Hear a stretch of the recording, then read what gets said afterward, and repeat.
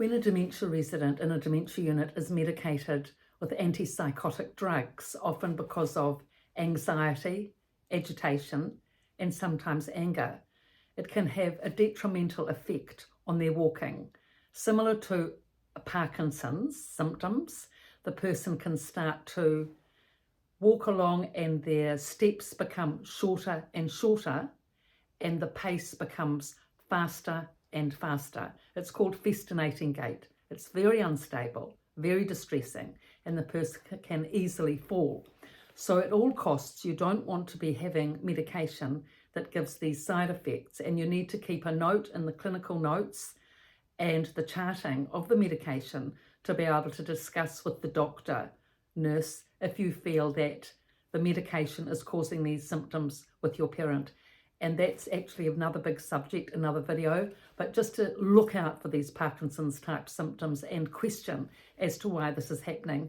Like, it may be that the person has Parkinson's, and if they have a diagnosis of Parkinson's, yes, they will be having that festinating gait.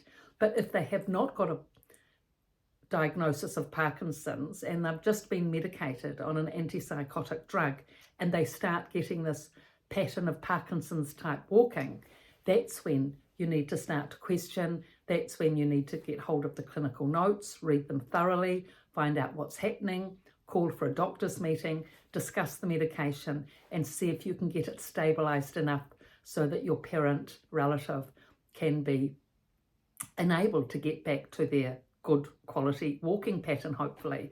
That's actually a really big subject. So you really, the main goal really is to keep the person in the dementia unit in a settled state or settled space, settled emotional space or state, so that they're even-tempered, rather than escalating up to anxiety or slumping into depression. Mind you, depression doesn't affect others quite the same, so they may not be so heavily medicated, but anxiety, aggression, of course, affects others. So that's why the antipsychotic medication comes into play often quite quickly because of that.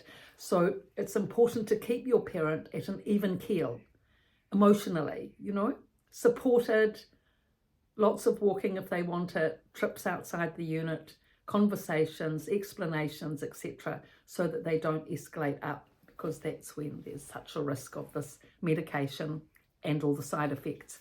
So I had a patient, resident, who I was working with. She became aggravated, a little bit aggressive, not majorly, but a little bit, because there was another woman in the dementia unit who was being aggressive to her. That was the point. She was a very aggressive lady, used to push everyone, including this woman who wouldn't have it, and used to push her back. So the retaliation was that she was put on this antipsychotic medication, and it really affected her walking. She'd been a competitive sportswoman all her life, good balance, good strength, good stride. Once she had this medication, the Parkinson's type symptoms came into play, and it was so difficult. So I worked with her, along with direction orientation, to find her room, because she had very poor quality direction orientation. But in terms of the Parkinson's symptoms, we used to break that up. What you need to do is walk alongside the person, whether they're on a walker or walking independently, and encourage them to take big, long steps. Come on, mum, big steps, stride out, big, long steps. That's good. Keep it up. Fantastic. Because when they go and take those big, long steps, it disrupts the shuffle, and often you can break the Parkinson's pattern because of that. Now, which is important, because, you don't want falls. It's when the person starts to get that festinating, fast, shuffling, unstable gait, there can be the falls. So you need to really try hard to break that, either settling down the medication or stabilizing the medication with the doctor, with the team, so it's not having such a profound effect. And also going for walks and encouraging your mother to take big steps and stride out, and also work with her so that she can feel supported and more reassured.